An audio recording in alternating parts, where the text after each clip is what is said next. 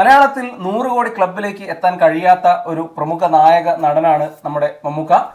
മോഹൻലാലിനൊപ്പം എപ്പോഴും ചേർത്ത് പറയുന്ന പേരാണ് മമ്മൂട്ടിയുടേത്. പക്ഷേ ബോക്സ് ഓഫീസ് കണക്കുകളിലേക്ക് വരുമ്പോൾ എപ്പോഴും മോഹൻലാലിന് ഒരുപാട് പിറകിലാണ് മമ്മൂട്ടിയുടെ പേരുണ്ടാവാറുള്ളത്.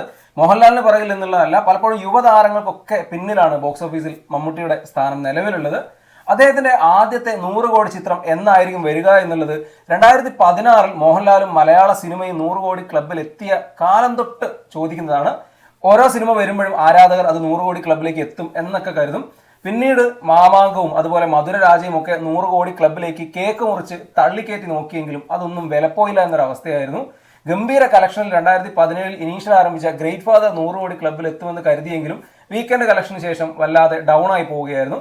ഇത് പിന്നീട് ഒരു സ്ഥിരം കാഴ്ചയായി മാറി. പല മമ്മൂട്ടി ചിത്രങ്ങളും വീക്കെൻഡിൽ നല്ല കളക്ഷൻ ഇനീഷ്യൽ നേടി പിന്നീട് അങ്ങ് വീക്ക് ഡേയ്സ് തുടങ്ങി കഴിഞ്ഞാൽ വല്ലാതെ ഡൗൺ ആയി പോകുന്ന ഒരു അവസ്ഥ ഉണ്ടായിരുന്നു. ശരിക്കും കഴിഞ്ഞ 10 വർഷത്തിൽ റിലീസായ കൊമേഴ്സ്യൽ സിനിമകൾ നോക്കുകയാണെങ്കിൽ 100 കോടി ക്ലബിൽ എത്താൻ എല്ലാ അർഹതയും ഉണ്ടായിരുന്ന മമ്മൂട്ടി ചിത്രമായിരുന്നു കണ്ണൂർ സ്ക്വാഡ്. അത് മമ്മൂട്ടി കമ്പനി തന്നെ നശിപ്പിച്ചു എന്ന് വേണമെങ്കിൽ പറയാം. ഒട്ടും പ്രമോ ചെയ്യാതെ ചെറിയ റിലീസായി തിയേറ്ററിൽ എത്തിച്ച് കാര്യമായി പ്രമോഷനൊന്നും പിന്നീട് ചെയ്യാതെ ആ സിനിമ ഏതാണ്ട് 80-85 കോടിക്കുള്ളിൽ നിന്നു പോവുകയുണ്ടായിരുന്നു. മമ്മൂട്ടിയുടെ കഴിഞ്ഞ 10 വർഷത്തെ കരിയറിലെ ഏറ്റവും മികച്ച കൊമേഴ്സ്യൽ ചിത്രമായി വേണമെങ്കിൽ കണ്ണൂർ സ്ക്വാഡിനെ പറയാം. അത്രത്തോളം റിപ്പീറ്റ് വാല്യൂ ഉള്ള, അത്രത്തോളം മികച്ച പ്രകടനമുള്ള, ഗംഭീര പ്രൊഡക്ഷൻ ക്വാളിറ്റി ഉള്ള ഒരു സിനിമയായിരുന്നു. അതിന് മുൻപ് വന്ന ഭീഷ്മപർവം ഒക്കെ 100 കോടി എത്തുമെന്ന് കരുതിയ ചിത്രമായിരുന്നെങ്കിലും അത് അങ്ങനെ വർക്കായില്ല. പിന്നീട് ടർബോ 100 കോടി എത്താൻ എല്ലാ സാധ്യതയും കൽപ്പിച്ചൊരു ചിത്രമായിരുന്നു. ഗംഭീര ഇനീഷ്യൽ നല്ല റിപ്പോർട്ടൊക്കെ ആദ്യ വീക്കെൻഡിൽ ഉണ്ടായിരുന്നു. പക്ഷെ പിന്നെ സിനിമ വർക്കിംഗ് ഡേയ്സിൽ വല്ലാതെ ഡൗൺ ആയി പോയി. അതിനുശേഷം കളങ്കാവൽ ഒരു പക്ഷേ 100 കോടി ഒന്നും ആരും അങ്ങനെ കരുതിയൊരു ചിത്രമായിരുന്നില്ല. പക്ഷെ ആ സിനിമയ്ക്ക് റിലീസിനോട് അടുപ്പിച്ച് വല്ലാതൊരു ഹൈപ്പ് വന്നു. അത് ഫസ്റ്റ് ഡേ കളക്ഷനിലും വീക്കെൻഡ് കളക്ഷനിലും ഒക്കെ റിഫ്ലക്റ്റ് ആയി.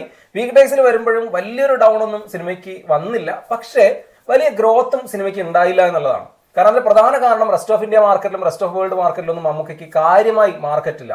അതായത് നമ്മൾ ലാലേട്ടനൊക്കെ വെച്ച് നോക്കുമ്പോൾ റെസ്റ്റ് ഓഫ് വേൾഡിലും റെസ്റ്റ് ഓഫ് ഇന്ത്യയിലൊക്കെ അദ്ദേഹത്തിന് ഗംഭീര മാർക്കറ്റാണ്. പ്രത്യേകിച്ച് അദ്ദേഹത്തിന് നല്ലൊരു സിനിമ വന്നു കഴിഞ്ഞാൽ ഈ മാർക്കറ്റൊക്കെ പ്രത്യേകിച്ച് നോർത്ത് അമേരിക്ക, UK, അതുപോലെ Australia, New Zealand, rest of India market ഉൾപ്പെടെ അത്യാവശ്യം നല്ല കളക്ഷൻ എടുക്കും. മമ്മൂക്കയുടെ കേസിൽ അങ്ങനെയല്ല. അതാണ് പ്രത്യേകിച്ച് ഒരു ഇഷ്യൂ ആയിട്ട് വരുന്നത്.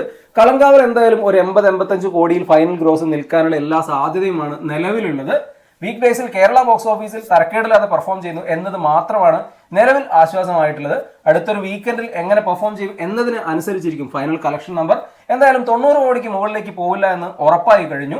മമ്മൂക്കയുടെ ഒരു 100 കോടി ചിത്രത്തിന് വേണ്ടി ഇനിയും നമ്മൾ കാത്തിരിക്കേണ്ട അവസ്ഥയാണ്.